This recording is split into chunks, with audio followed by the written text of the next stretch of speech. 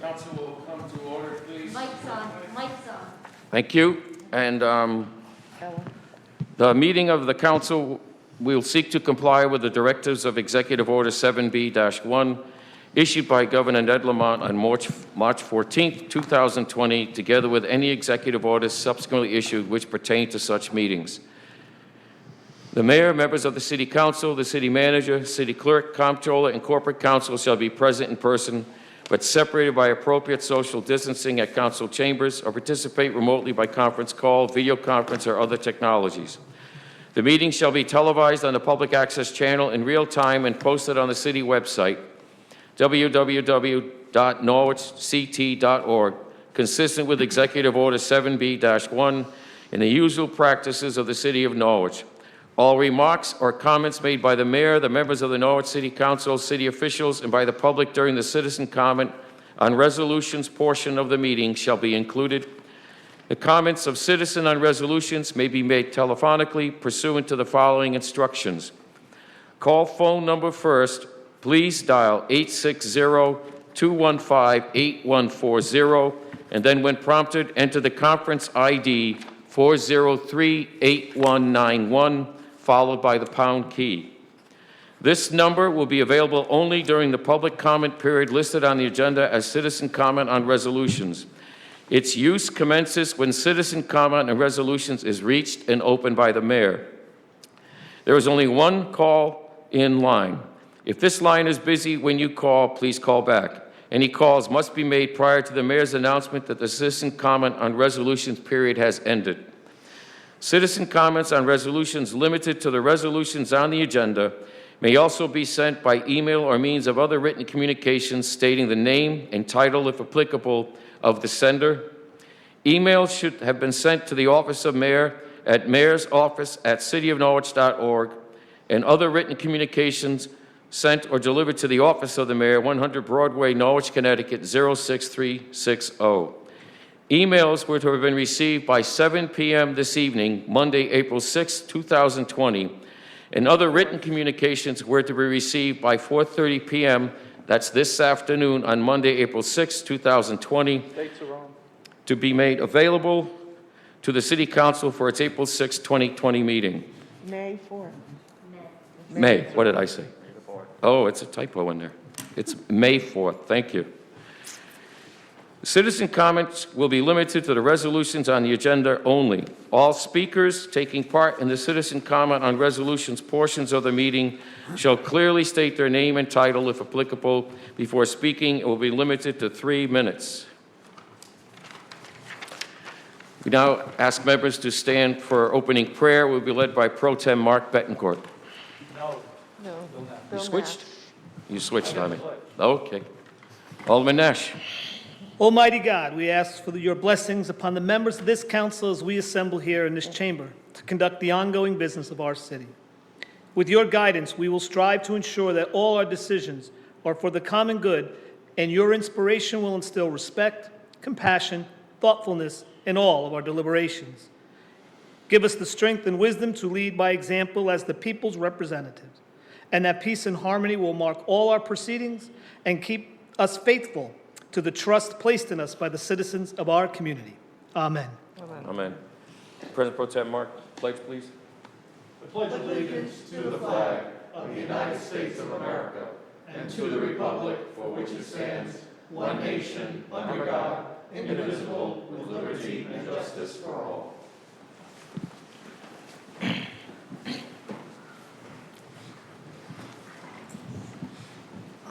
Adoption of the minutes, April 6th, 16th, and 20th.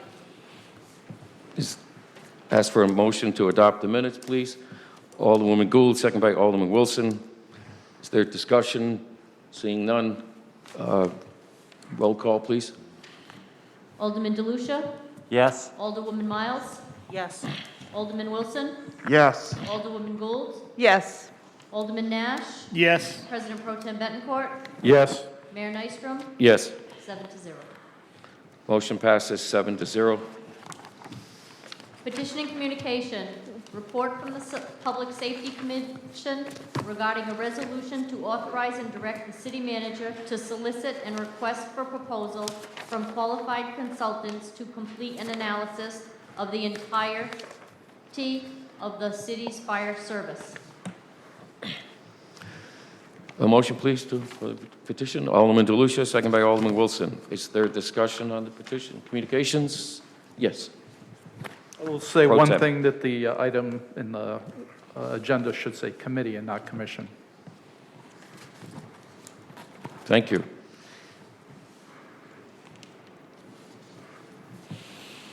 Is there further discussion? We should put that in the motion, shouldn't we? Just accept the communication. Okay. Yeah, well, all right. No further discussion. All those in favor? A roll call, please. Alderman DeLucia? Yes. Alderwoman Miles? Yes. Alderman Wilson? Yes. Alderwoman Gould? Yes. Alderman Nash? Yes. President Pro Tem Bettencourt? Yes. Mayor Nystrom? Yes. 7-0. Motion passes 7-0. City Manager's report. Thank you. This is the city manager's report for May 4th, 2020. Thank you to our community for continuing the stay safe, stay home guidelines during the COVID-19 pandemic. On Tuesday, April 28th, over 100 first responder vehicles from Eastern Connecticut participated in a lights and siren motorcade at the entrance to the William W. Backus Hospital to honor the staff with a drive-by salute, which included a flyover from Lifestar Medical Helicopter. Thank you again to our first responders and healthcare workers and all those who participated in this moving tribute. The video has been shared on the city's website. The city will be receiving funding in the amount of $506,569 from the CARES Act funding. The Community Development Office is working closely with HUD and city staff to determine the highest needs for this funding to prevent, prepare for, and respond to coronavirus. The resolution is on this evening's agenda, which allows the funds to be added to Program Year 45 and will be reviewed by the Community Development Advisory Committee. Meetings continue to be held via conference call or video conferencing and include meetings with Governor Lamont, state representatives and legislators, Region 4 Division of Emergency Management and Homeland Security, statewide COVID-19, local health departments, the SCCOG, School Budget Ad Hoc Committee, and department heads.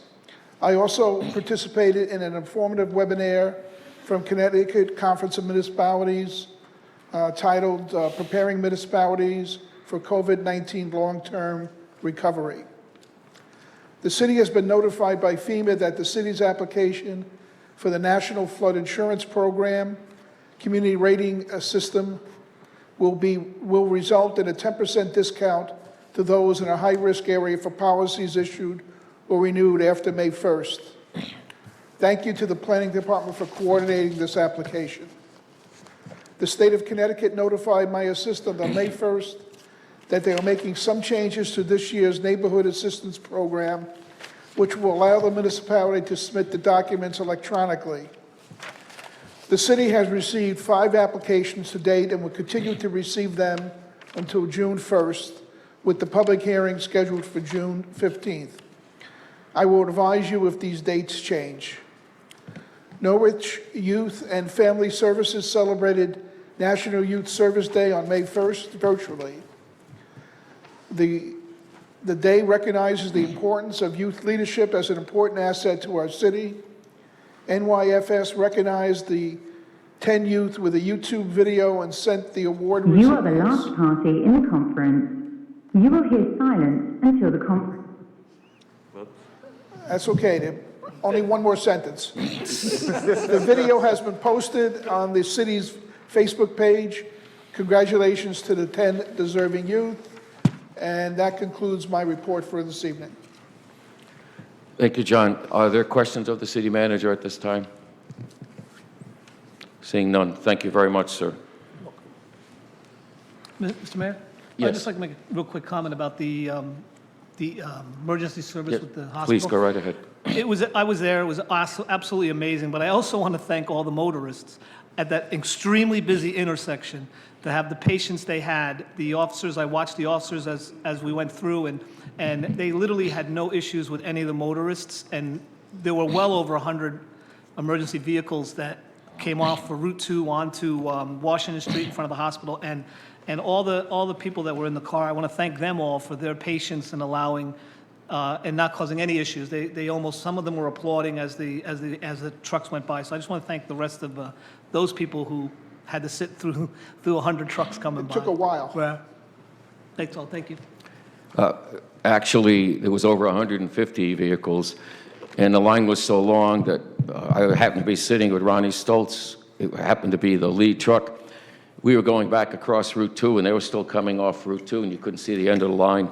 It really was an amazing turnout to acknowledge and recognize the sacrifices that all our first responders, which, by the way, include everyone that was in that vehicle parade, they're first responders too. So it was a tremendous outpouring of support. Old business resolutions. Number 1, relative to issue a request for proposal to complete an analysis of the entirety of the city's fire services. Could I have a motion, please, to bring this to the floor? Alderwoman Gould, second by Alderman DeLucia. Is there discussion? Alderman DeLucia. Mayor, I'd like to make a motion to amend the resolution.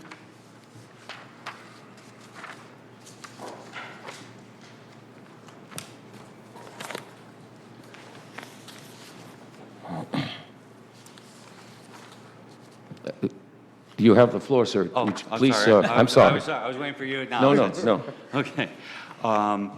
Following the recommendation from the Public Safety Committee, I'd like to change the last paragraph to read, "Be it further resolved by the Council of the City of Norwich that the city manager is hereby directed that the RFP and analysis of the city's fire service should be completed by November 30th, 2020. Thank you. Is there a second? Alderman Wilson, second the motion. Is there discussion on the amendment? Yes, Alderman Bettencourt. I will say, when I crafted the amendment, I specifically used the word "should" because I wanted to leave it there that if necessary, it could be pushed back even farther without having to come back to us. But we did want to make it clear that it was our intent that we get it done in that amount of time frame. Thank you. Is there further discussion on the amendment? Seeing none, all those in favor, please roll call. Alderman DeLucia? Yes? Alderwoman Miles? Yes. Alderman Wilson? Yes. Alderwoman Gould? Yes. Alderman Nash? Yes. President Pro Tem Bettencourt? Yes. Mayor Nystrom? Yes. That's 7-0. Thank you. The motion passes as amended. On the resolution as amended, is there further discussion? Alderwoman Gould? Are we going to be allowing the public to call in to speak on this resolution?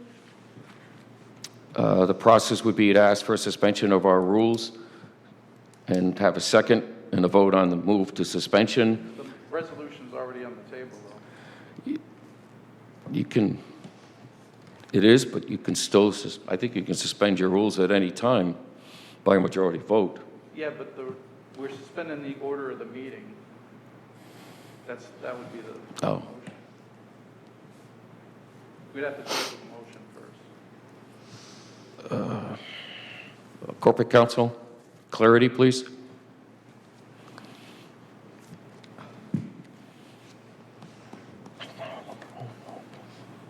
Basically, this is old business, so normally there would not be any Right. public comment on it. The public had an opportunity to comment sooner. The council can suspend its rules to permit that. I think Alderman Bettencourt is right that you've already introduced it and have had a debate on it, I think that it's a little out of order, a little unusual, but I think you still could suspend the rules if you choose to allow public comment before you vote. Once you vote, it's up or down. My view was that I knew the amendment was going to be called, and I thought it would be better to have the full resolution as amended for its passage to be known to anyone who might be calling in, or they might be referring to the 90-day limit versus what is now at least through November. More information is now available to the public with the intent of the council this manner. I think it's up to the council if it chooses to suspend the rules. What about the order? Would it be more appropriate to table this till the completion of any citizen comment on this, and then to bring it back for consideration? What is the correct process? That would work. That'd be the more logical way, I think, to do it, yes. Okay, thank you. Alderman Gould, you still have the floor.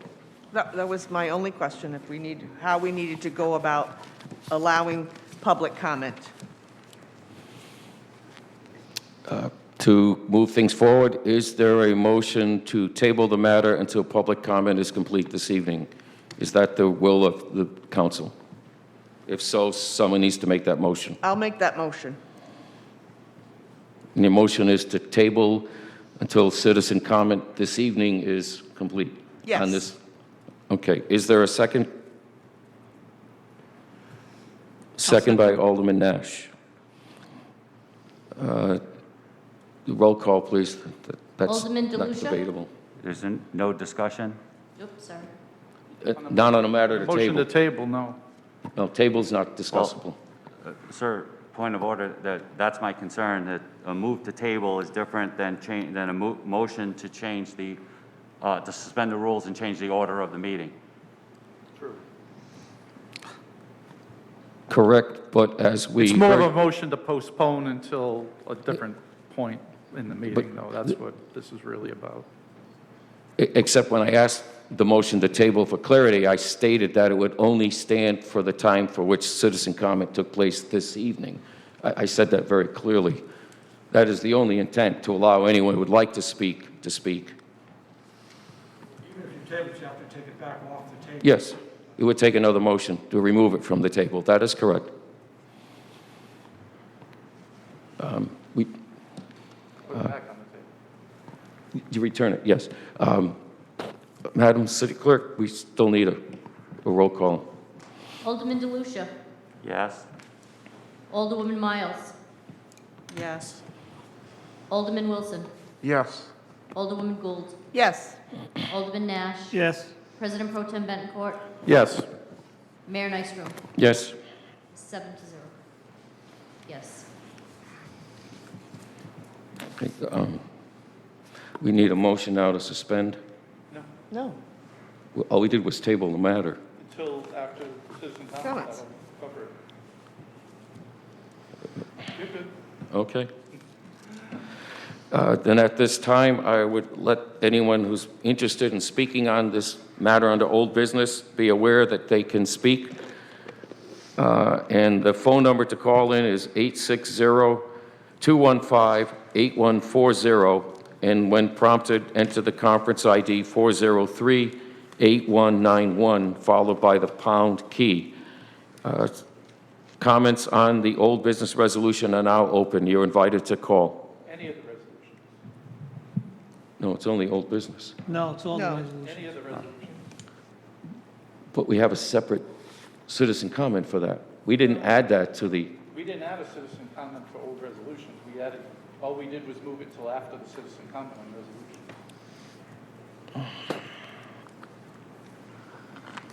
but the vote, They can speak on anything. Any of the resolutions. Any of the resolutions. then I would make it clear that citizen comment on resolution is now open for any resolution on the agenda.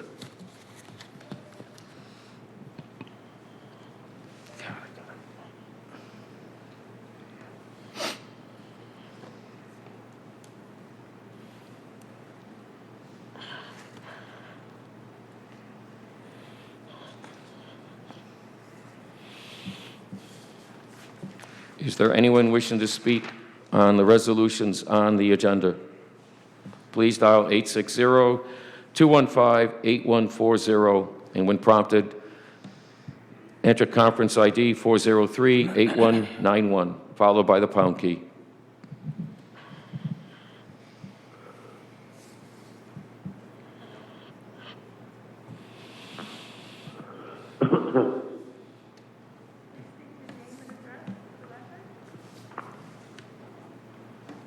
Please state your name and address for the record.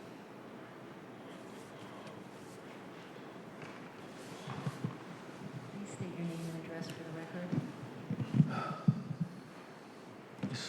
It's in there.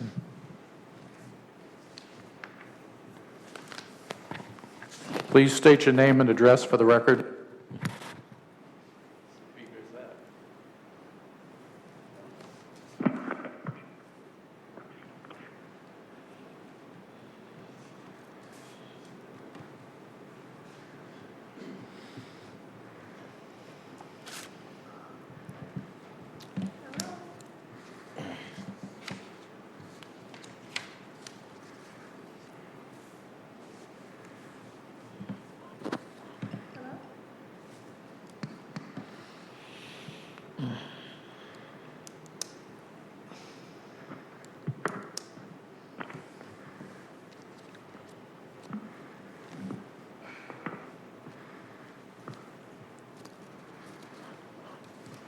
Hello, this is Brian Kovalar, 16 Hobart Avenue. I have comments on two resolutions. First one, resolution number 7, Otis Library, fully support that. I'm hoping for a unanimous vote. For resolution number 8, I am curious. I do not know of any contingency that is being built in to deal with the COVID-19 impact on the budget, especially after the NCDC presentation. Will that information be made available to the public before the public hearing takes place so that this way that can be factored in? Thank you very much. Thank you, sir. Please state your name and address for the record.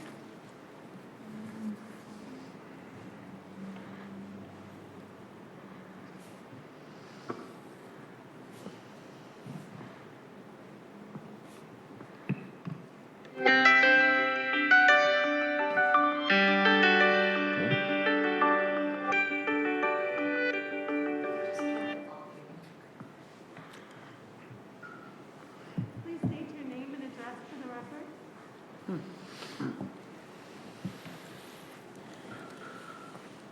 What was the name on the front?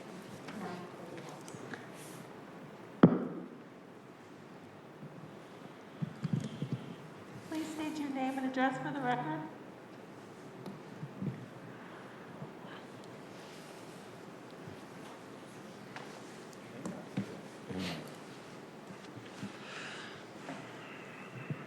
Please state your name and address for the record. The line is open. Please begin.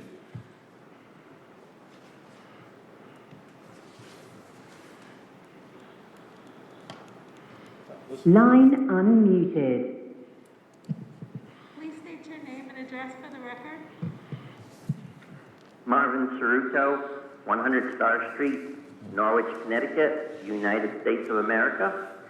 I would just like to speak on resolution number 7, that I am in favor of resolution number 7. Thank you very much. Thank you, sir. Please state your name and address for the record.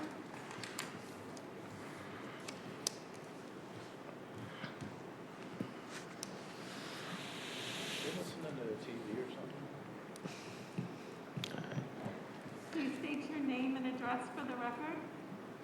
My name is Timothy Jenks, 32 Providence Street. I'm just speaking about the study on the fire service. Your original request was for an RFP. It seems now that you're looking to have a completed survey by November. That would require the city to spend extra funds.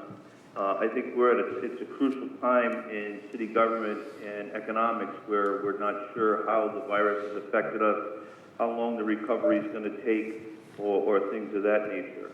Again, like I said at the past, I believe it is the wrong time to do something like this. It's obvious that the city council still plans on going and spending this money that would probably be better used on some of our smaller businesses or a number of other measures to refocus. You know, like we've got a large number of people out of work. I believe taxes are going to be slow coming in, and to spend this kind of money, any money, on a study like this at this time is not being fiscally prudent.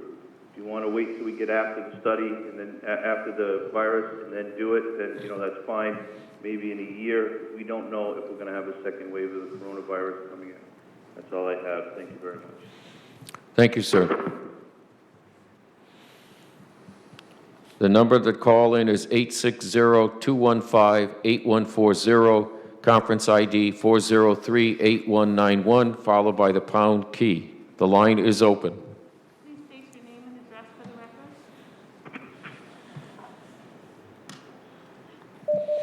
Please state your name and address for the record.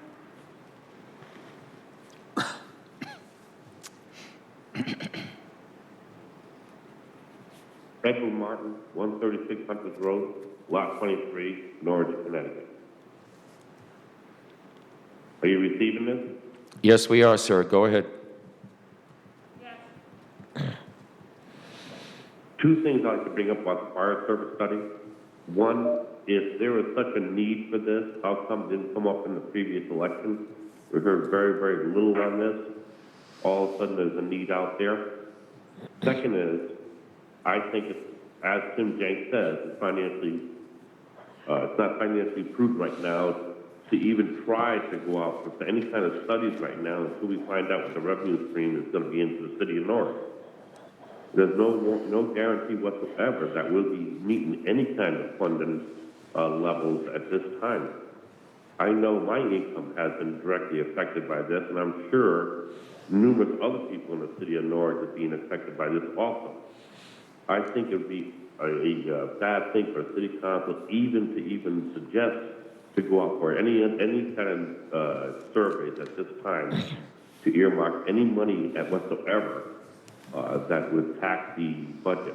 Thank you very much. Thank you, sir. Please state your name and address for the record.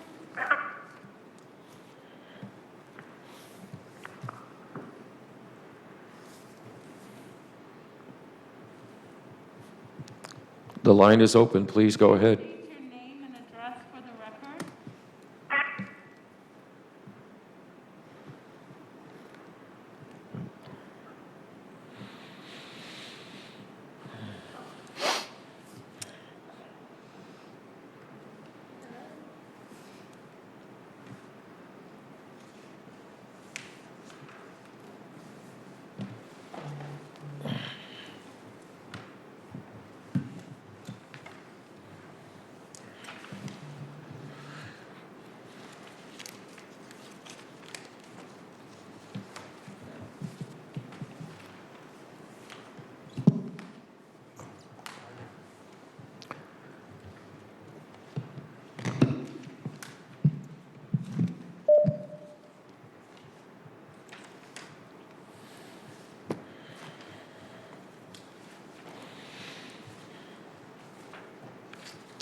The lines are open. If you'd like to call in and speak to the council, the number is 860-215-8140.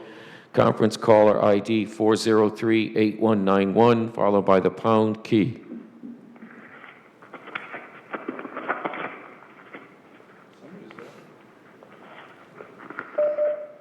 Please state your name and address for the record.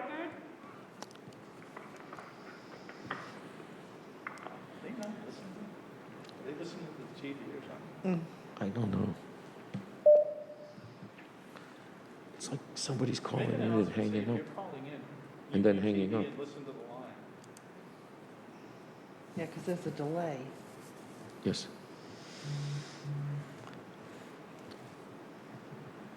Because they're not hearing it. So I think they're listening to the TV and not the phone line. If you wish to call in, the number is 860-215-8140.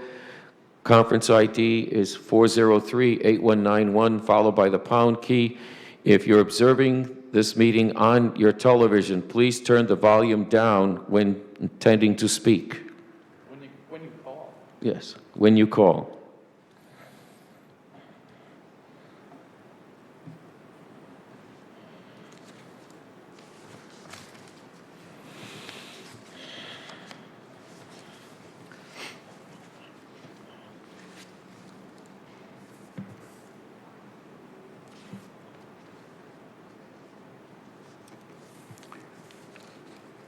If anyone wishes to speak, the call number is 860-215. Please state your name and address for the record.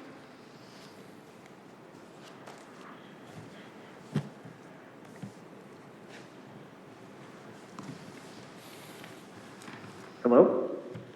Please go ahead. Yes, this is Peter Clark, 46 Perry Avenue, Norwich. Can you hear me? Yes, we can. I wanted to comment also to echo what Ed Martin and Chief Jenks said. This is not the time to run a study like this. The last study the city of Norwich had cost the taxpayers over $100,000 over a period of a year. I don't know what we're going to accomplish on this during the middle of a pandemic. Definitely not the time to run something like this where you have a huge amount of money looking for a study on the fire service. That is all. Thank you. Thank you, sir. Please state your name and address for the record. Peter Clark, 46 Perry Ave. He just... Thank you. Go ahead. Please state your name and address for the record. He said his name at the end.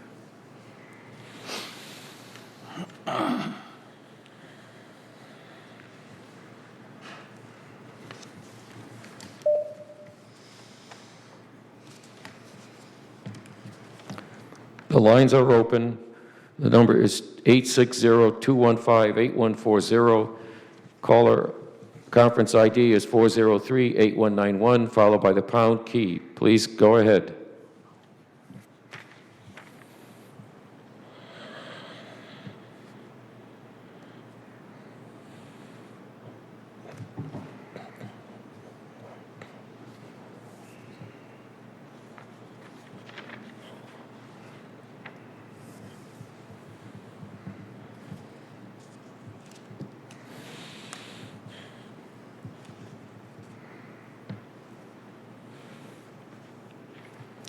Citizen comment is still open. If you wish to call, please dial the number 860-215-8140, conference ID 403-8191, followed by the pound key.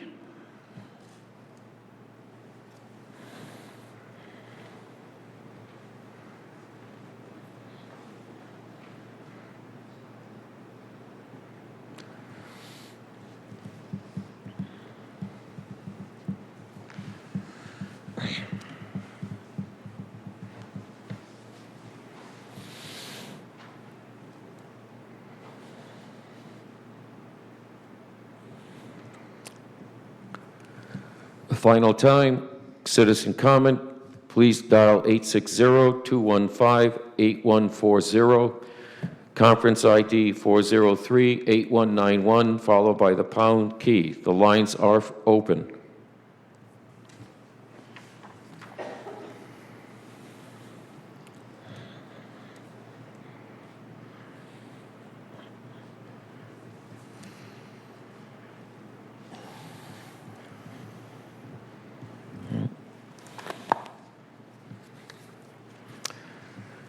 Seeing as there are no other callers, I would then declare citizen comment closed. Thank you for those who called in.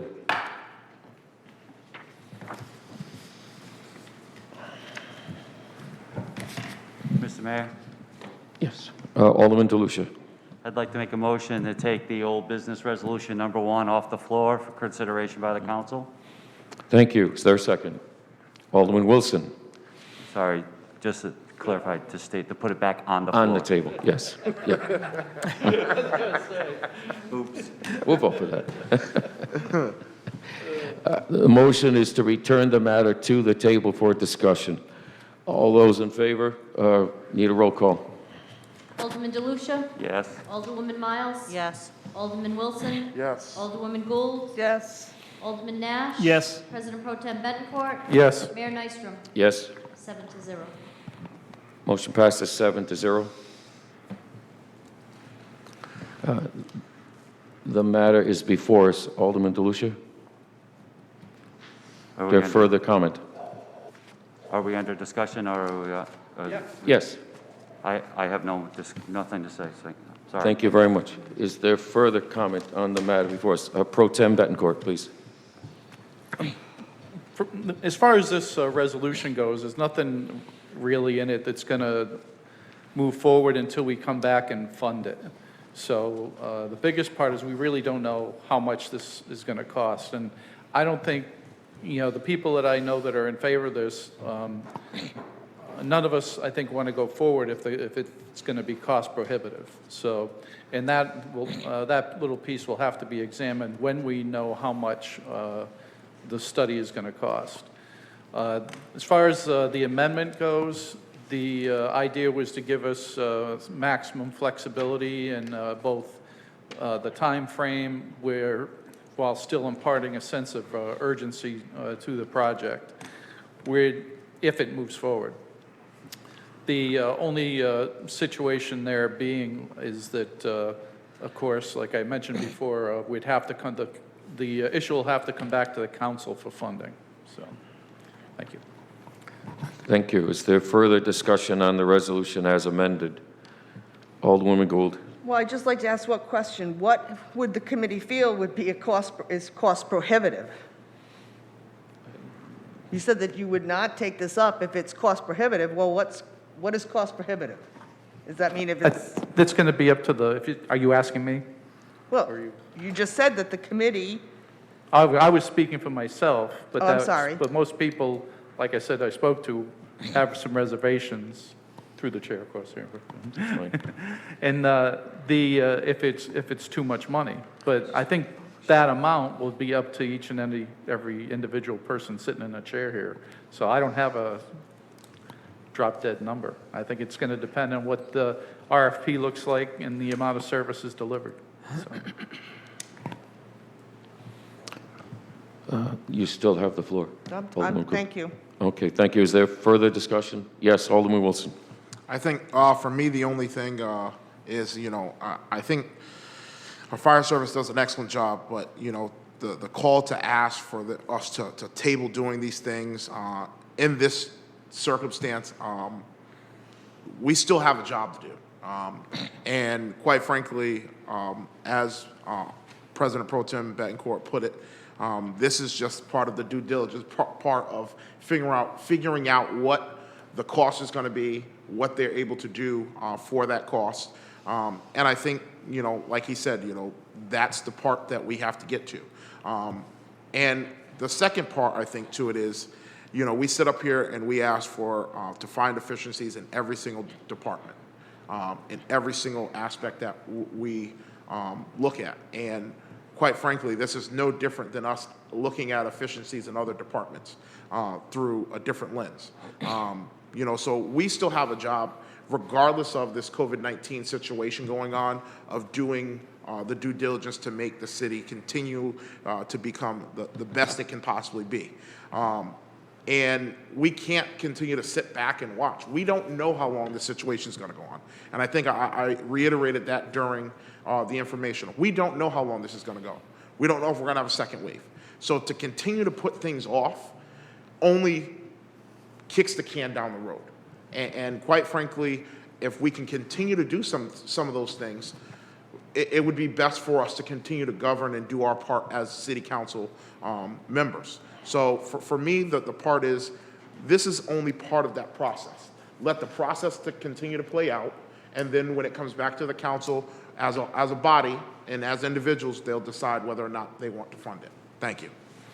Thank you. Is there further discussion? I go for a second bite. Certainly. The floor is yours. There is one thing I did forget to mention, and that was, I mean, the fact of the matter is, all our volunteer and career chiefs all do a great job managing their individual fire departments. I really truly believe that. They're great people, they do a wonderful job. But they are looking out for their own individual interests. So when we sit up here, we have a bigger picture that we have to consider. So, I mean, if you want to look at numbers specifically, we got 6 requests for new fire apparatus in the capital budget this year, and we just got through spending, what was the bond, $3+ million? So I'm going to figure that's around $4 million in request right there, ballpark, for new fire apparatus. You know, based on, you know, what we've been told from other people, that's not a real sustainable model. So we're going to, and the only way, since it seems the chiefs are unwilling to make those decisions, then it comes to us to get the information necessary to make those decisions regarding appropriations. So, so as we go forward, I think this, unless they want to do that work and work with the city manager and come up with a plan, then a realistic plan going forward, which I'd much rather have them do, then this study is necessary. That's my point. Thank you. Thank you, sir. Is there further comment? Alderwoman Gould? Well, to that point, then direct the city manager to meet with the 6 chiefs, come up with the work product, and if for some reason they refuse to come up with a work product, even with the city manager leading the charge, then that's a different story. Then go out and do an RFP. But if they are refusing to work with the city manager and provide the information that is readily available and out there, then I could understand why this study would be necessary. We have this information at our fingertips, and if the city manager directs them that they are going to come up with a schedule, and I believe in the fire study that was done previously, there was a hypothetical apparatus reduction schedule in that study. Work on that then. Why should we be spending any money right now, whether it be August or September or November, when we have the information, direct the city manager to work on this? Although he is very busy right now working on the COVID-19 virus that is affecting the city of Norwich, but he's very busy working on that. But direct him to work on that. If he cannot get the chiefs to sit down in a room and come up with an apparatus reduction program or whatever else the Public Safety Committee would like to have at their fingertips, then go out for the RFP. But I highly doubt that one of the chiefs, whether it be from the volunteer service or from the career department, I doubt that any chief is going to refuse to provide that information or sit down with the city manager to come up with a reasonable schedule. Thank you. Alderman DeLucia. Thank you, Mr. Mayor. To that point, that is exactly what Alderman Nash and I did a year ago. As members of the Public Safety Committee, we made it perfectly clear in a resolution for an in-house study to use the in-house experts, and they are in fact experts. And we wanted, yes, an apparatus schedule, yes, a reduction in overall apparatus. We wanted to also know how run cards and a response plan and shared resources were all going to happen as a result of reduced apparatus in the city of Norwich. And other than handing us a list of what 6 trucks they wanted next, none of the work got done, no matter how often the city manager cajoled, convened, tried to bring consensus to that effort. We sat at these desks and talked about how we wanted to use our in-house experts first. We attempted it. It did not get done. Alderman Nash and I sent the replacement schedule back to that, to the, I want to call it the Chiefs Commission, because it really doesn't have a name, but it really is the Fire Chiefs Commission. And we sent it back, and we got nothing in return. So what Alderwoman Gould has just so very articulately laid out is exactly where we are. We went the in-house route, and we did not get a work product that met the expectations of the members of the Public Safety Committee at the time in the last term, and the members of the Public Safety Committee in this term. So here we are. We are at the point saying that it is time for an independent, third-party, objective analysis be done so that we can affect the same efficiencies that Alderman Wilson was just discussing. That's where we are. That's how we arrived to where we are today. This is not capricious. This is not arbitrary. What this is part of a process where we have been dissatisfied with the work product to date from in-house. So now it's time to gather our other options. At this point, Pro Tem Bettencourt said it perfectly. At this point, we're just trying to find out, for the scope of a study that we are asking for in this resolution, what is it going to cost? And if depending on what that cost comes back at, what that bid comes back at, we'll decide whether the scope needs to change, whether it's ready to move forward. We'll make decisions based on that point, but it all starts with following a process, and we are at the point in the process where we need to know what it would cost us to get that third-party, independent look at what is going on in our fire service in terms of more than just apparatus. So, thank you. Thank you. Is there further discussion? Alderman Nash. I wasn't going to speak on this issue tonight, only because I'm one of the longest-serving members of the Public Safety Committee, and I didn't really put together any thoughts on this, but reading some of the emails that I've received over the course of the last time this was proposed, and I wasn't able to participate in the meeting the first time because of computer issues, and then I had to work the second time. I'm just going to make a couple of comments, and then I'll let it go from there, because one of the comments was, you know, we don't need this study, we don't need this study, we don't need to study this, there's nothing wrong, there's nothing wrong, there's nothing wrong. Well, the only comment I want to say about that is that sometimes you can't see the forest through the trees. And I think some of the issues that we have, some of the people that are in charge and responsible do an excellent job, but we're not arguing. I mean, my discussion for the 11 years I've sat up here has not been the quality of firefighting. That's not ever an issue. These guys will die running out there and fighting a fire. That's not the question. Their heroism and their dedication and their devotion to our community, this is not what's in question. But someone made a comment just a little minute ago about kicking the can, kicking the can, kicking the can. Well, we bought 6 new trucks. Taffville thought outside the box and reduced their fleet by a vehicle, but then we added a vehicle somewhere else. So we didn't, one department did what they were asked to do, the others got what they needed, and then others needed more. And again, I don't have many thoughts. This is why I'm the worst politician in the world, because this stuff is making my stomach just turn. Because people are complaining that we don't do anything, we don't do anything, we don't do anything. And then when we go to do something, they tell us, don't do that. So I'm not sure where we're supposed to go. Do we need a study? Well, 20-something years ago, 30-something years ago, we had one. Wasn't all followed. I don't know if this study is going to work any either. Or are we going to follow it? Are we going to stick it on a shelf and just pick at it? Cherry pick this part, cherry pick that part, use that, don't use that, I don't like that one. I don't know. I do understand that we're in the middle of a worldwide pandemic. I get it. But I sat up here during the budgets, and every single chief, including the police, said they were fine. Morale was good, they had plenty of PPE, everyone was fine.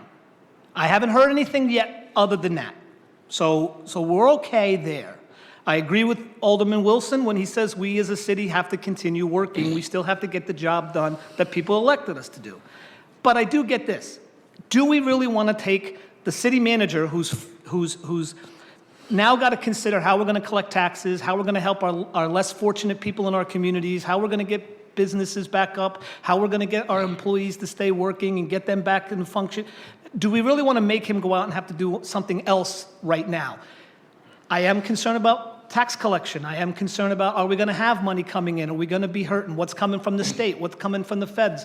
Where we're going to be financially there. So though in principle, I am 100, make no doubt, please understand this, I am 100% behind the study. Because we need it. I'm not kicking the can. The reason we kicked the can is why we spent $3 million on fire trucks, because for 12 years, 11 years, we kicked the can. And I can't see us doing it anymore. But please understand something. I'm speaking only for myself. I don't find any fault in the fire department. The men, women, leadership, it's all there. But there are issues that need to be looked at. There are areas that need to be adjusted. Sit here and say, we don't need to look at something that the last time we looked at it was 30 years ago is ridiculous. I don't want to hurt anyone's feelings. I don't want to insult anyone. I don't want to be abrasive, but that's ridiculous. 30 years ago, we did a study, and we didn't do it. We didn't really use it. We pretended. We played lip service. We need to do a study to get this stuff done. As of right now, I think we're premature. I would like to see us kick this back until July or August so we can see what kind of revenue we have coming in, see what the state's given us, see what the Fed's given us, to see if it's even worth telling the city manager, here, take this because you really got a lot going on right now, but I'm going to add this to your plate too. So at this point, I don't know if I can support this as a city, as the former chairman of public safety, as the member of public safety. I do believe that we need this study. I think we desperately need this study. But it's got nothing to do with the men and women who fight the fires. It's got nothing to do with paid versus volunteer. It's got nothing to do with that. Because the paid's in here too. We got to look at them. There's things there that need to be fixed. And I can go on and on and on, and I don't want to because I know the mayor is probably thinking right now I'm going to throw something at him. But please understand the study is necessary. I just think right now, in the middle of this, we should push this a little bit back, give the city manager time to see what kind of revenue streams we have coming in, because I don't want to see this happen in November. He's got to add this to his plate, and in November we say 100,000, 200,000, forget it. It's not worth it because we still got schools, we still got all this other crap to do. So I'm sorry. I'm sorry. Thank you. That's all. Thank you, sir. Enlightening. Alderman Wilson. So the last Second time on the amendment. This is the second time. The only thing I will say is to say that this is only on the city manager to do, out of respect for him, he's the paid individual that has department heads to help him through this process. So although he is the individual at the top of everything, he has individuals that's going to help him through this process of doing the purchase, the RFP, and all of those other things. So part of it is he's getting paid to do the job of making these difficult decisions of the day-to-day operations here in the city. And I thank him for all the work that he does. And he's just in the same boat as many other city managers, town managers across the country. Their plates are full, yes, but he didn't go into this field for as many years as he's been a town manager or a city manager to sit here and not say that he can't handle. I think he knew what he was getting into when he became a city manager or town manager. Yes, is it hard? Is it a lot to do during this pandemic? Absolutely. However, we still have a job to do, and that is to govern the city, and he is the individual that is paid to do a lot of those operations. He has department heads that are going to help him through this process. So the buck is not just on the city manager. This is a collective effort that we're going to get to this point. And then we will come back for the second phase on whether or not we can fund this. So to kick it down a few months, the cost isn't going to change. Let's get that straight. The cost isn't going to change whether we look at it now or we look at it in July or whether we look at it in November. The part that we need to know is for the scope of what we are looking for, what that dollar figure is going to be. We all are up here are worried about revenue, tax collection, all of those things. That's what we were elected to look at. I don't think anyone here is looking at anything different. However, the other part that we were elected to is to look at efficiencies across the board. And we can't just look at efficiencies in some departments and not other departments. Everyone, I think, does an excellent job in their fields as city department heads, employees of the city. We have a job to continue, like I said, to make the city the best it can possibly be. And that is what we're doing here. Thank you. Thank you. Any further comment? I'll wrap it up.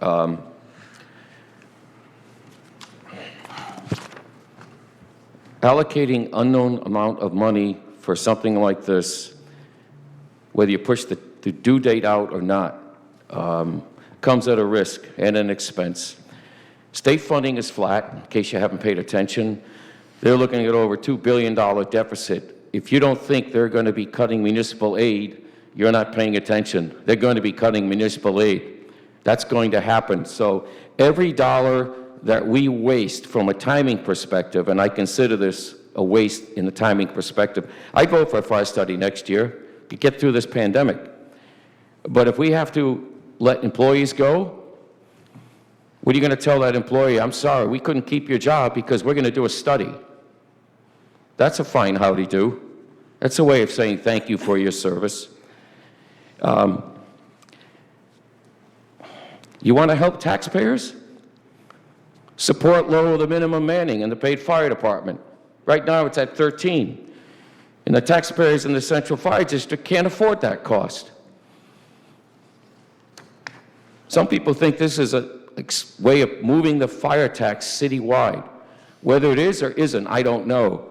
But if you really want to bring tax relief to the Central District and downtown and all the businesses, lower the cost of that department. Support reducing the manning. They are without a contract right now. A strong city position would be to negotiate a lower minimum manning. Talk about real issues. You've got the 4 votes. You got a response from the city manager on the facilities and the trucks.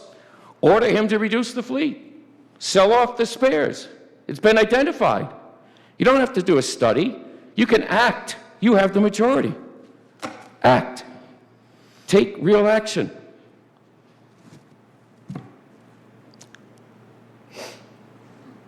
As of Friday, over 560 businesses and families notified NPU they can't pay the utility bills for last month.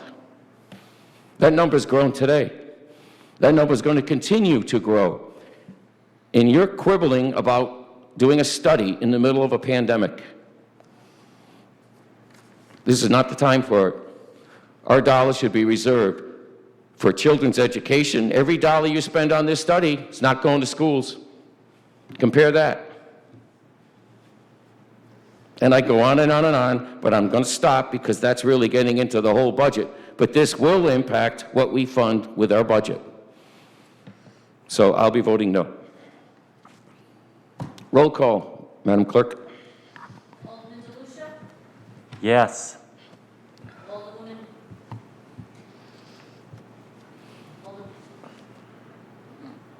Barry Star?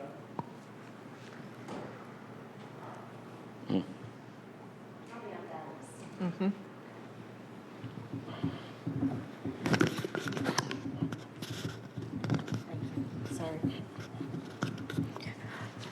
Let me start again. Alderman DeLucia? Yes. Alderwoman Miles? Yes. Alderman Wilson? Yes. Alderwoman Gould? No. Alderman Nash? No.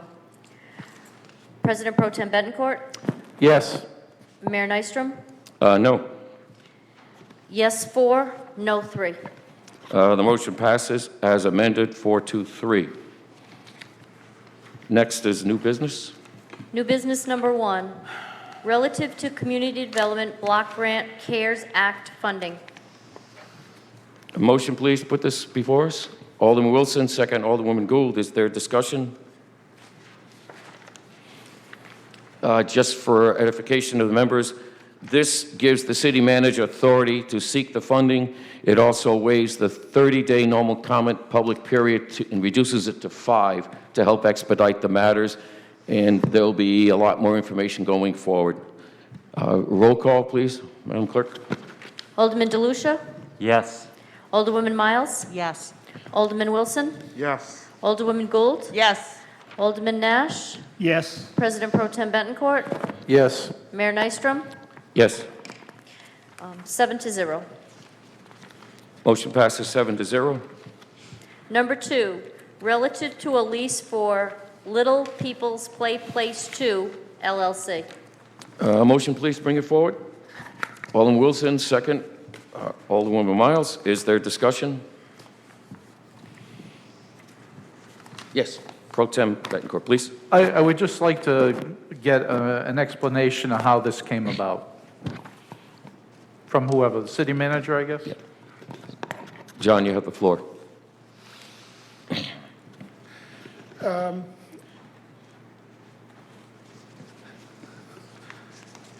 The 5-year lease was up this year, so it had to be renewed if she wanted to go forward with the renewal.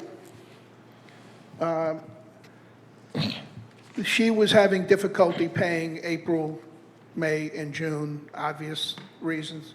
She went from 85 children to 5.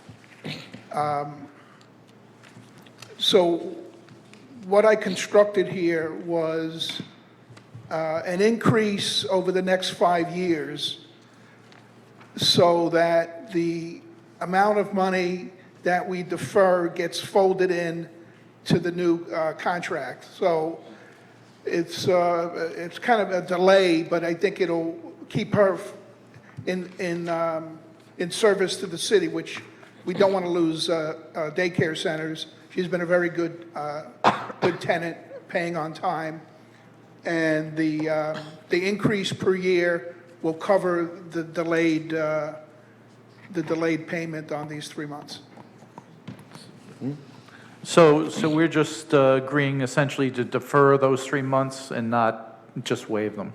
That's right, and it'll get folded into the increase. Excellent, thank you. Thank you. Further questions? Roll call, please. Alderman DeLucia? Yes. Alderwoman Miles? Yes. Alderman Wilson? Yes. Alderwoman Gould? Yes. Alderman Nash? Yes. President Pro Tem Betancourt? Yes. Mayor Nystrom? Yes. 7-0. Thank you. The motion passes 7-0. Resolution 3, please. Relative to the transfer of funds from the general fund contingency for cost for the city response to the COVID-19 pandemic not reimbursed by FEMA. The motion, please bring it forward. Alderwoman Gould, second. Alderman Wilson. Is there discussion?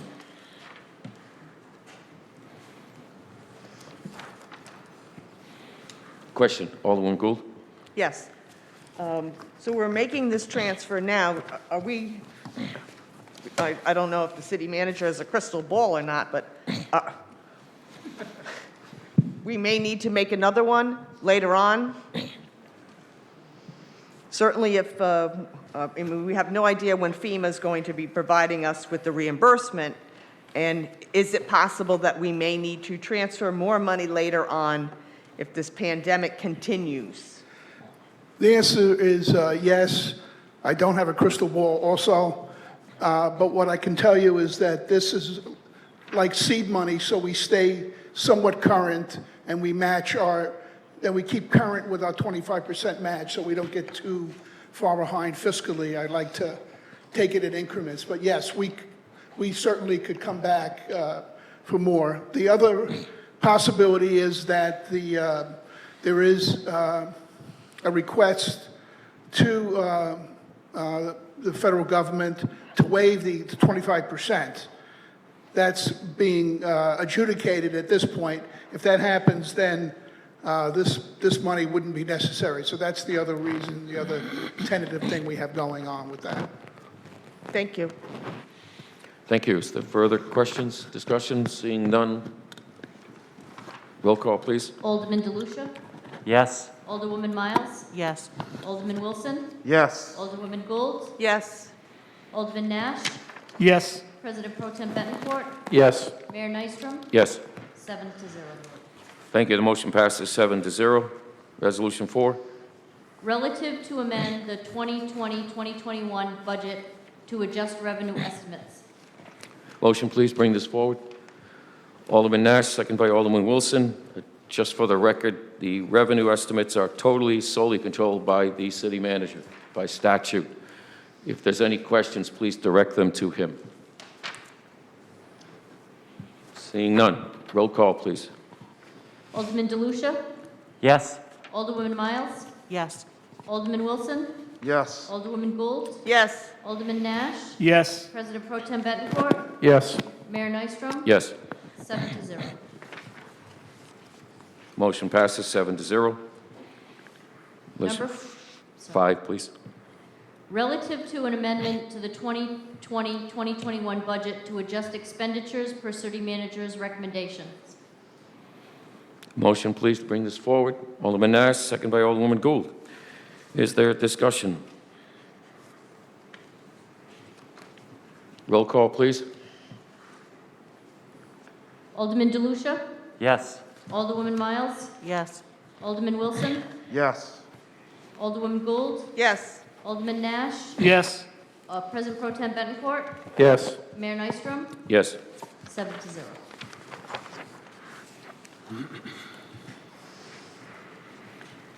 Number 6, relative to an amendment to the 2020-2021 budget to increase funding for tennis courts and school building committee and decrease funding for police cruiser. Motion, please, to bring this forward. Alderman Wilson, second Alderwoman Miles. Is there discussion? Alderman DeLucia. Mr. Mayor, I'd like to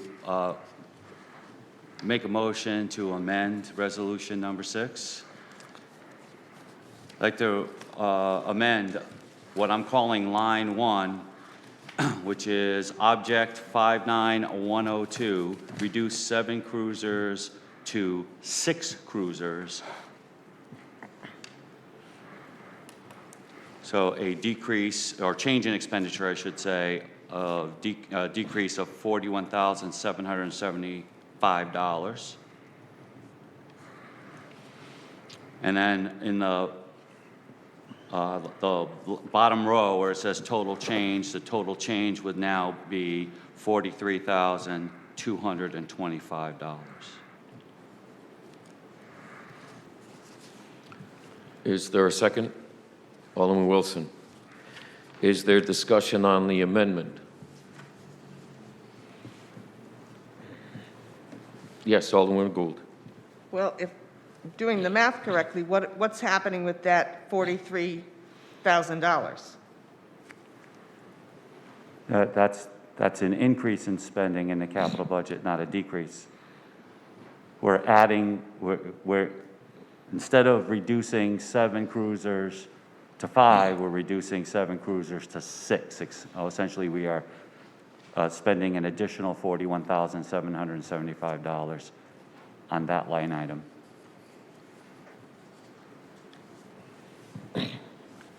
Okay, but that still doesn't equal out.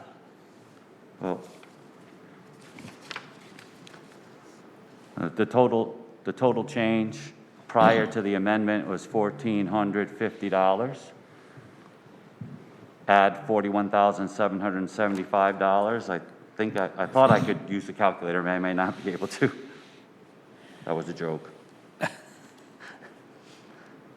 Although I have been known to push the wrong button. Nope.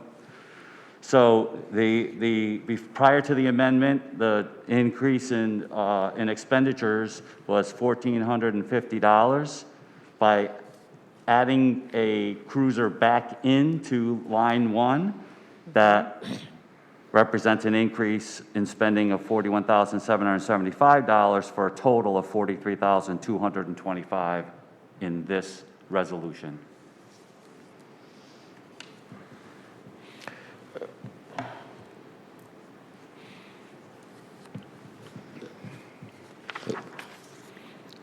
Is it, may I? Yes, Alderwoman Gould, please. you relinquish the floor? Yes. Thank you.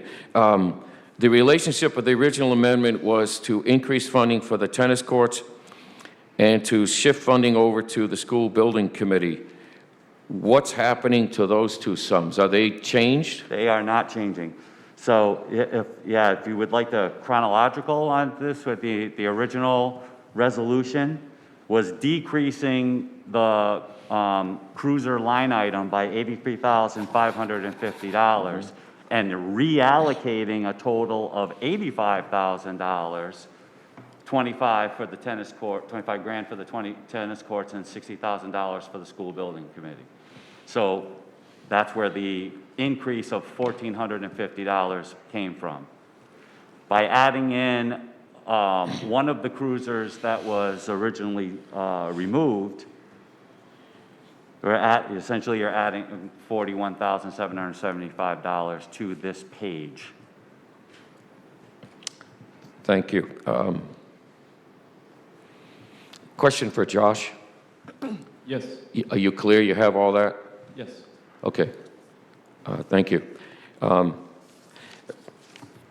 I would only say that in a time as hard as this is and how difficult it's going to be going forward, increasing spending is really not a good example that we're setting here. So, but we still have an amendment to vote on. No other comment? I'm sorry, Alderman DeLucia. Yes, sir. Mr. Mayor, your point is well taken, and I did not take this change lightly. As a matter of fact, over the course of the discussions on this item, it was painful to even think about spending an additional $42,000. But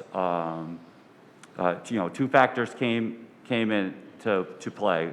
First, the school building committee needs money in order to do its work. I also believe that the tennis court project,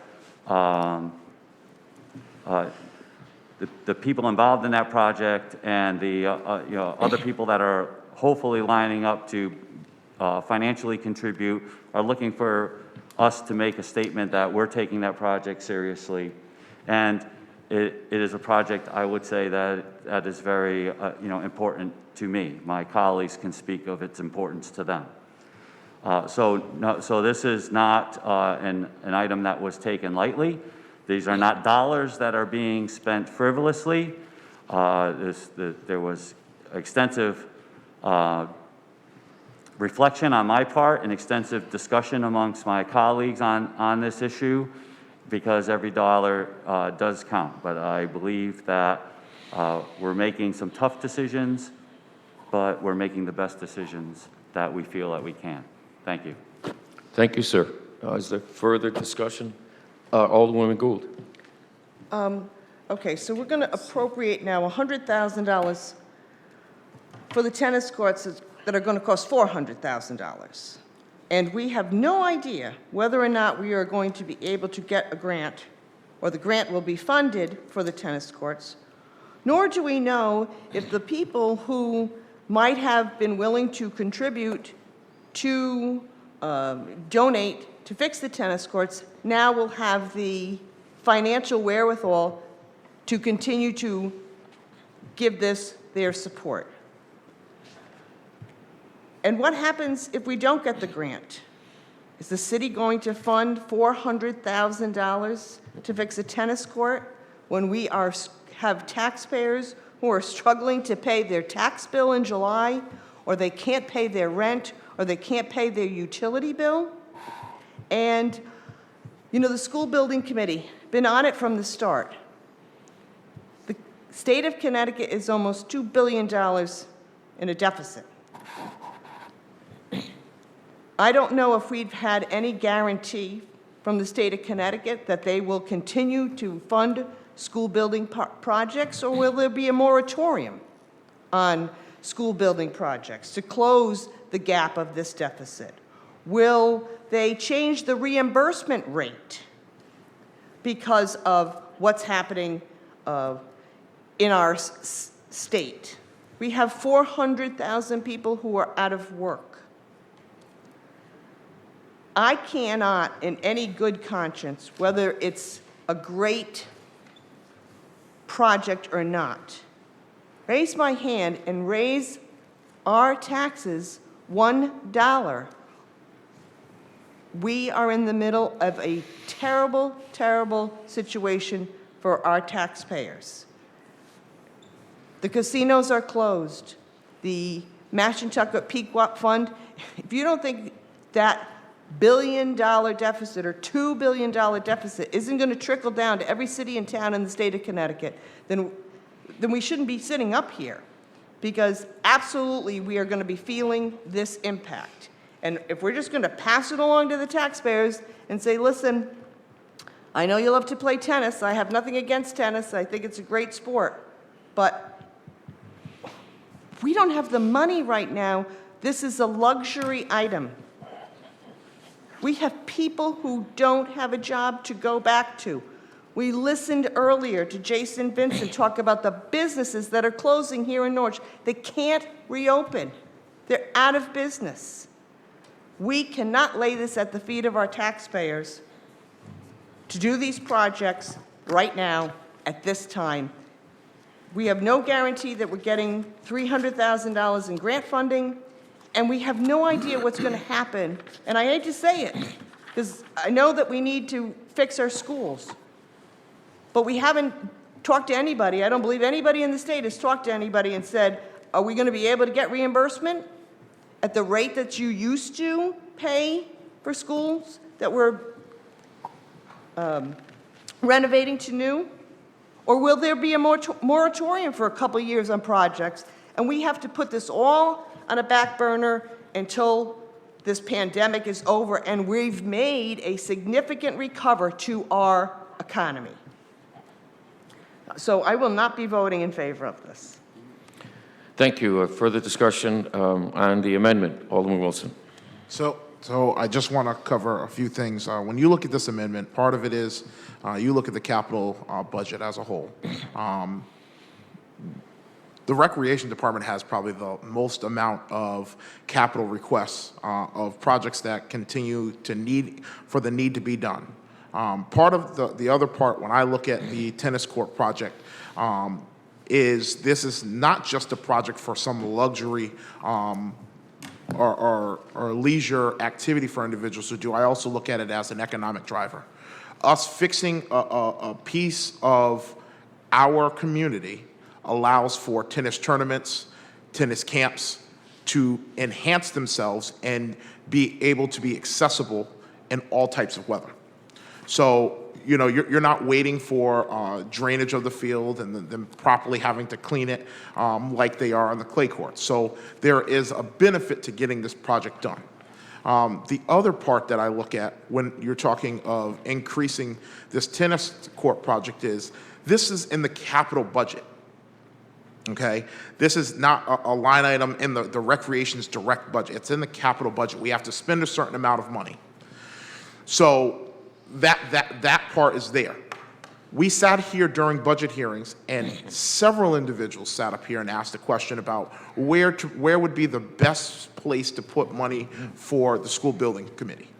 Okay, part of what we have to do is whether or not we know all of the answers to the school building project is we sat up here as a council and passed a resolution to form the committee to do the work in order for us to bring a product to the voters and let them decide. They can't do there's nobody on the committee that's going to be doing the conceptual drawings and whatnot of what the project looks like. So part of us moving forward in that process is we need to allocate money, and it's in the capital, like we talked about during the budget hearings with the different departments. It's in capital for the sole purpose of it being used for an architectural firm doing the conceptual drawings and that type of thing. So quite frankly, if we don't use all $60,000, it's there in the capital. So many of these increases, we're not sitting here taking these things lightly. These are things that we thought through, and we understand every single pain that every taxpayer has to deal with. So these aren't things that we thought lightly and just are putting on the table for increases. Thank you. Thank you. Is there further discussion? President Pro Tem Mark Bettencourt. So on the issue with the school building committee, part of the reason too it's there is that down the road, should a bond issue be passed, this money would be reimbursable. Plus the money will carry over to another fiscal year if necessary, whatever. It gives you a lot of advantage. The same thing is with the tennis courts. So we passed a resolution earlier regarding that. I mean, if things don't come to fruition with that, that money isn't going to be spent in capital. We can reallocate it to a different project if necessary, if it comes down to that. It rolls over, we can reallocate those funds. So I think it's a good place for that anyway. But regarding the tennis courts in particular, there's a certain quality of life issue here that, you know, I think you have to consider when we want to look at issues like economic development, which, you know, the mayor is in charge of. These things, we should be looking at building a community that's livable, where our children have, and our teens and young adults have. I'm not playing any tennis, I'll tell you right now, but have a place to go to recreate and do things. If we don't have those kind of things, and this is small potatoes, and when we're talking about a $140 million budget, I mean, little things do add up, but when we start talking about bang for a buck, we are looking at, in all likelihood, community partners in this. We're looking at private donations with this. This is not just going to be city money. The money we spend, we'll be getting back 2, 3, 4-fold, you know. So I think it's a worthwhile investment. It certainly shows that if we move forward with this, that the city of Norwich is serious about, doing something and to make this a more livable community. And those are the kind of reasons that I would support this. Thank you. Is there further discussion? Alderman Nash. First, I'd like to say thank you, Alderman DeLucia, for adding back one of the cruisers, because as I sat up here for the many years, we have honestly sat here and butchered the Norwich Police Department's budget year after year after year, and they took it on the chin every time and just kept chugging forward. So I'd like to see us continue to give them 7, but listen, I would definitely support 6 versus the 5. As far as the other 2 right now, listen, I love the rec department.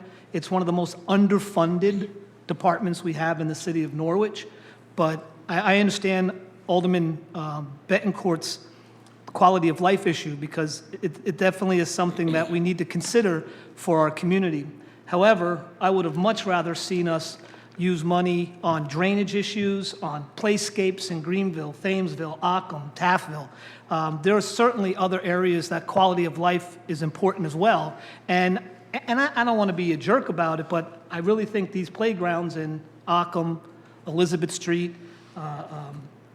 Taffville, Thamesville would be far greater use to our community than some tennis courts. And listen, I'm not a tennis player. I got nothing against tennis. I used to go around, hit the ball with my kids when they were little, and it was a lot of fun. And I'd love to see the tennis courts get refurbished and put back into business, as well as the ones over at Stanton, as well as the ones over at Jenkins Park.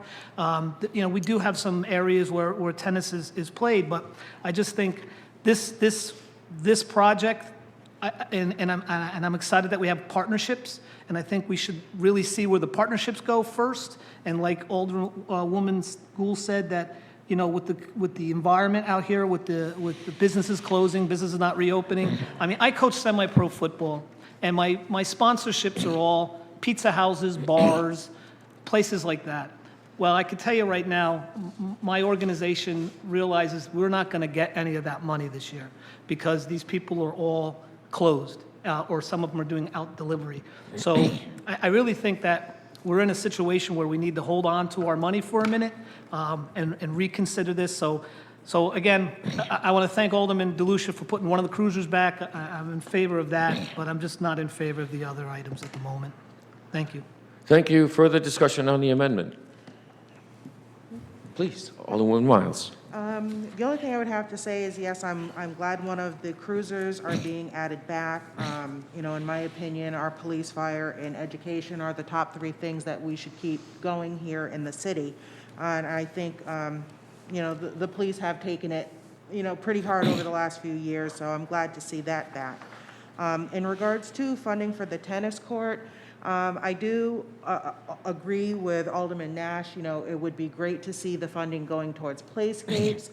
The one thing that I want everyone to keep in mind is, in the event the social distancing must remain in place for several more months, no one's going to be using the playscapes. They're still going to be closed. So at least with having the tennis courts up and running, it is a sport that people can participate in and maintain social distancing. You know, it'll definitely get utilized and bring business back into the city, even if it's on a slower rollout. So I do think we need to take a look at that and keep that in mind. And then in regards to the school building committee, we do need to fund that at some level, because that project is not going to be able to move forward without some professional input. And again, you know, if situation changes and we're not able to do any of these things, these funds sit here in the capital budget. They can be reallocated somewhere else.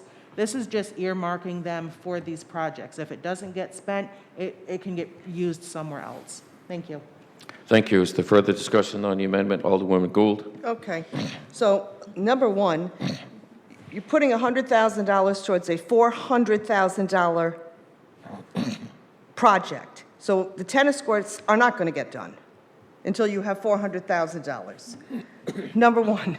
Number two, if social distancing continues, we're not going to have any tennis tournaments, or there are going to be no tennis camps. Number three, if we're talking about quality of life, let's talk about not raising the mill rate at all. We have people who can't pay the utility bill. How are they paying the increased tax bill? They can't pay, they may not be able to pay their taxes now on July 1st, but we're going to hit them with another tax for a tennis court? Talk about the quality of life. Yes, I would love to see tennis courts, but not right now. We have people who have already signed up with MPU who can't pay the utility bill. Come on, people. We have a responsibility to be fiscally responsible. This adds to the CCD mill rate, whether we spend it or not. I will be voting no. Thank you. Further discussion on the amendment? Yes, Alderman Wilson. Can I ask a question of Josh, I'm sorry. Could you give us the impact, the change in the general fund mill rate and the change in the CCD mill rate, please? It would increase the general fund mill rate by 0.02 mils. And so the total mill rate in the CCD would increase by 0.02 mils. Thank you. I think the other part that I will say is, when we look at this, one, we have to spend a certain level of money in the capital budget. The other piece to this is, quite frankly, in phases, there are certain things that are going to come back. Okay, tennis is one of those things that, one, is going to be a social distancing sport. It's something that people are already spread out anyway. The other part is when we look at the capital budget, the rec department didn't ask for $400,000. Just they did. They asked for $100,000 as a request. No. So that's the bigger part. They asked for $400,000. When the head of their department sat here, the head of their department sat here, she requested $100,000 as a sizable and reasonable amount. Okay?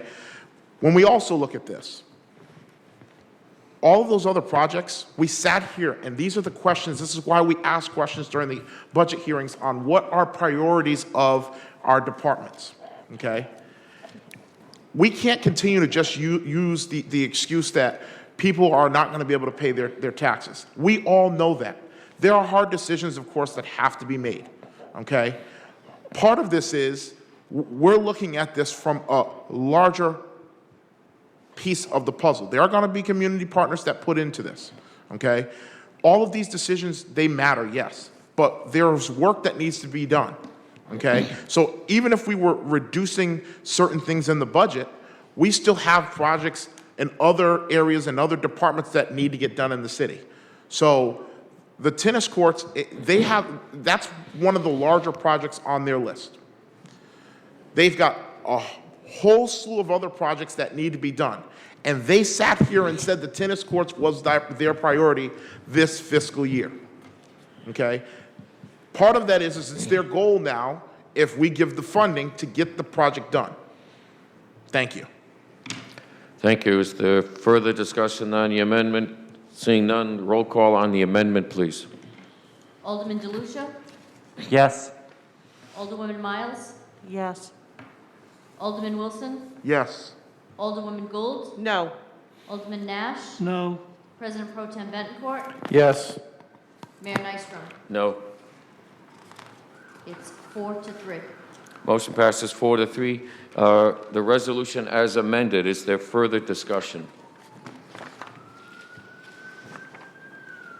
Roll call, please. Alderman DeLucia? Yes. Alderwoman Miles? Yes. Alderman Wilson? Yes. Alderwoman Gould? No. Alderman Nash? No. President Pro Tem Bettencourt? Yes. Mayor Nystrom? No. Vote is 4-3. Motion passes 4-3. Number 7, relative to an amendment of the 2020-21 budget to increase funding for Otis Library. Motion, please, to bring it forward. Alderman Wilson, second Alderwoman Miles. Is there discussion?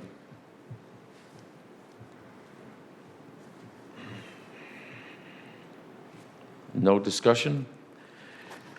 Alderwoman Gould. Again, you know, the library is a fantastic organization, a gem in the city of Norwich. But we need to be preserving every dollar we have. We can't, all of these little, 0.2 whatever, 0.3, it all adds up to taxpayers who are feeling the burden, who are out of work, who may not have a job to go back to, who do not have a job to go back to and are looking for a new job. I'd love to see the library. We gave, the city manager proposed a nice increase for them. We have to preserve our money.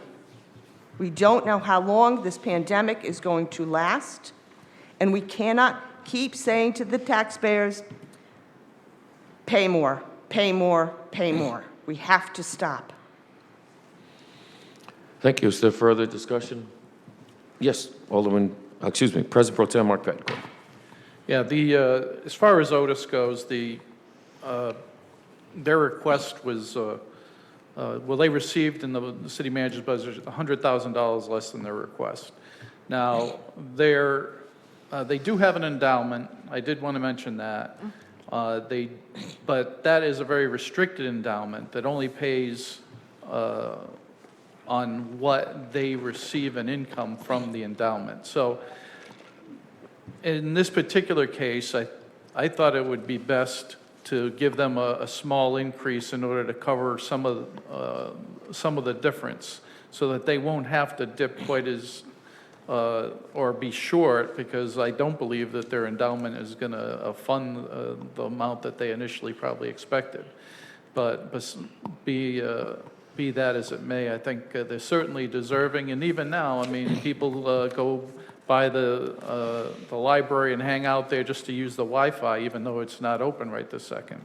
So the library services a wide variety of people and has some terrific programs and stuff. And I think it's really an unsung gem in this community. And I've heard, I did hear from one person that was against this, and I did hear from several people, and we even heard from some today on the phone that were in favor of this. So while I can appreciate Alderwoman Gould's zeal and wanting to not spend any kind of funds, I think in this particular case, they serve an undersupplied population. I could probably think of a better term to give in a minute, but they don't receive some of they don't have some of the same things that a lot of other people do. So it's an underserved population, I guess would be the better term. So I'm supporting this. It's not an amount, I mean, it would still leave them $75,000 short of what their request was, but I believe it's an amount that means something to the support of the library. Thank you. Is there further discussion? I would only say that we're fortunate, the library that we have here. But again, the city manager authorized, or requested an authorized $55,000 increase this year. They're the only department I know that has had their budget increase every single year that I've been up here. They've not been cut. They may not have got what they asked for, but they have not been cut. And, you know, all these unemployed taxpayers in the city of Norwich, they're looking for some guidance here. So I will not be supporting this increase. I know it's only $25,000, but you know what? That might be the total income to an individual who's unemployed right now. In fact, I know it is for a number of people in our city. So I'll be voting no. Roll call. Alderman DeLucia? Yes. Alderwoman Miles? Yes. Alderman Wilson? Yes. Alderwoman Gould? No. Alderman Nash? No. President Pro Tem Bettencourt? Yes. Mayor Nystrom? No. The vote is 4-3. Motion passes 4-3. Number 8, relative to the tentative adoption of the preliminary budget for fiscal year 2020-2021. The motion, please, to bring this forward. Alderwoman Miles, is there a second? Alderman Wilson, is there discussion? Alderman Nash. I just want to say before we go on the vote, and you know, I see that tonight a lot of our votes were along party lines, and I just want everyone to understand something. When I sit up here, I don't give any bit of consideration of whether it's Republican or Democrat. All 7 of us sit up here with one thing in mind, and it's how to make Norwich better, how to make Norwich run smoother, how to make Norwich a better place for all of us to live. And yeah, we get a lot of criticism. We're told we're out of touch. We're told we don't know what we're doing. We're told we ought to get fired. We're all stupid. We're not really care. I don't know where all that comes from, because there isn't one of us up here making a fortune sitting on the council.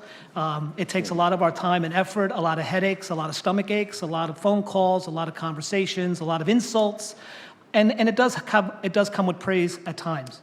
None of us up here are sitting here trying to undermine the other. We're all sitting here trying to figure out what's best for the city of Norwich.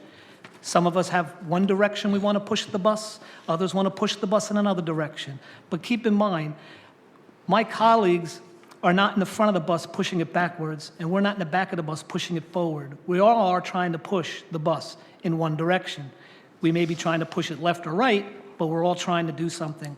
We talk about these little tiny increases, 0.1, 0.2. A person once told me, because I had a business, and I was always trying to look for that big dollar savings. And the person had said to me, watch the pennies and the dollars will save themselves. We keep adding 0.0 here, 0.0 there, it all adds up to dollars. So when we're sitting here talking about COVID-19, another maybe insurgent thing coming up in November. But for Christ's sake, now we got giant murder bees coming. So, I mean, we're all messed up here in the society. So we got to take in consideration what's happening in our community. Is our revenue going to be there? Can we pay? What about the people that can't? I have sat up here and told many times my situation. And I can tell you $1 here, $1 there is a lot of money to me. May not be to some others up here, it may not be to some others in the audience or in the TV land, wherever you're at watching, but $1 is $1. And I can't see, I mean, fortunately for me, during this pandemic, I'm an essential worker, and I have 2 jobs, and both jobs keeping me employed, so I haven't suffered like many others in my community. And I'm sitting here right now, and I'm sure the others are too, and I'm gonna speak for myself, but I'm confident. Every single one of us care about you and care about what you have to spend. And just please keep in mind, though it went down by party lines, because I know the people are going to use that, that's not the situation. We just have different ideas on how we want to proceed in our city. So please, we're going to vote on this budget, and it's not about us against them or them against me or what. Just keep that in mind. I don't even know where I'm going with it, Mayor, but thank you. Thank you. Before I entertain further comment, there may not be any resolutions listed on the agenda, but if someone else has an amendment, you do have the right to offer one.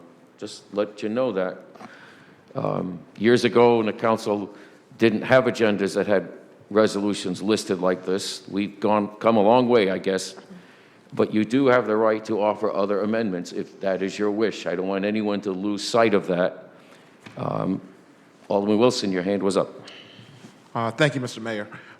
So, the first point I want to make is part of the reason putting amendments forward onto the agenda, part of it was the part to let individuals see where we were going as far as the thought process through this process. So giving them as much visual evidence of what we're thinking and where we want to go with them not being able to be here.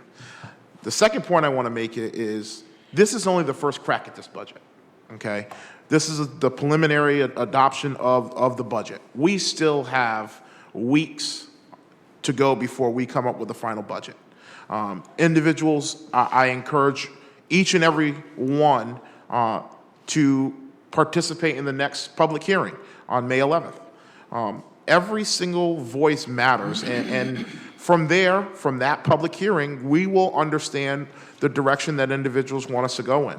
But I think echoing what Alderman Nash has said is we're in this together.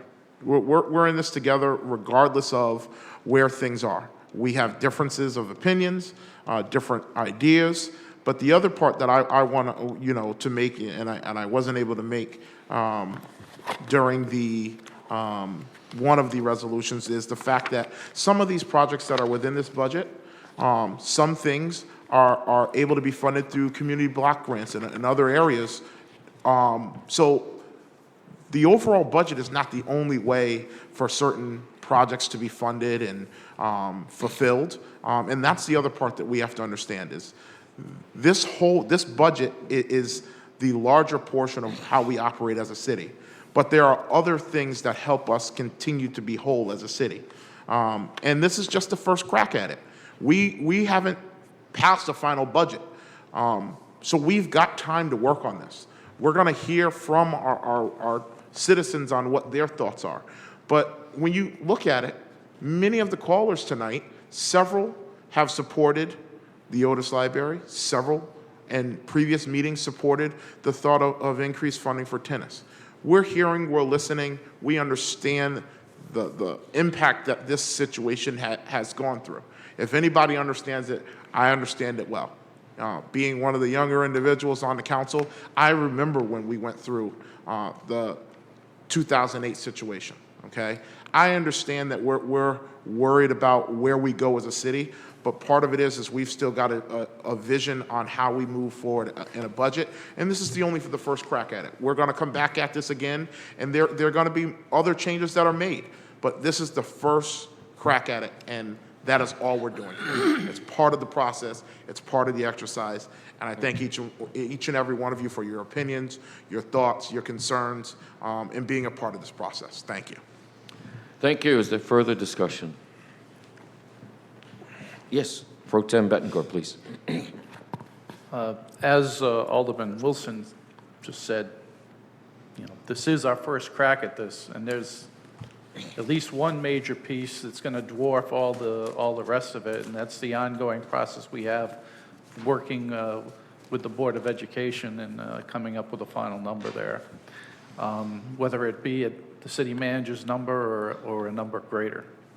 There are some, in that, those kind of numbers that are being thrown around are making the rest of this look like peanuts that we've been talking about tonight. So those are where there's real big opportunities and some real big pitfalls.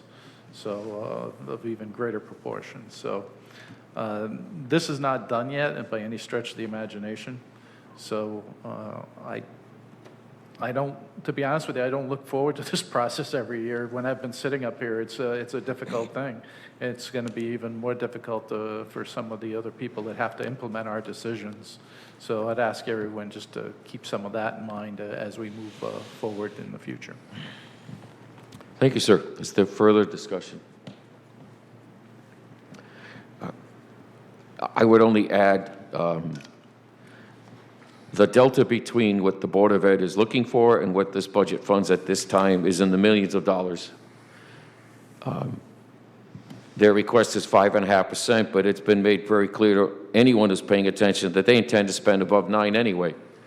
They intend to hit the reserve fund balance, and I would again state that the reserve fund balance is not reserved for any one single department. It is there to protect the entire city, and it cannot go below 10%. Which means that gap will not be met. So there aren't just issues with funding that are coming forward. There may be legal issues as well. Keep that in mind. That's my 2 cents. Roll call, please. Alderman DeLucia? Yes. Alderwoman Miles? Yes. Alderman Wilson? Yes. Alderwoman Gould? Yes. Alderman Nash? No. President Pro Tem Bettencourt? Yes. Mayor Nystrom? No. 5-2. Motion passes 5-2. New business ordinance. An ordinance amending ordinance 1714 adopted February 17, 2015 pertaining to the adoptive reuse and rehabilitation of the historic Panema Mills by extending a date for the termination of the construction period from July 1st, 2020 to December 31st, 2021. I would ask for a motion, please, to waive the reading of the text and to schedule a second reading and action on this ordinance for the 18th of May. Is there such a motion? Alderman Wilson, second by Alderwoman Gould. All those in favor? Roll call, excuse me. Thank you. Alderman DeLucia? Yes. Alderwoman Miles? Yes. Alderman Wilson? Yes. Alderwoman Gould? Yes. Alderman Nash? Yes. President Pro Tem Bettencourt? Yes. Mayor Nystrom? Yes. 7-0. Motion passes 7-0. Is there a motion to adjourn? Motion to adjourn. Second.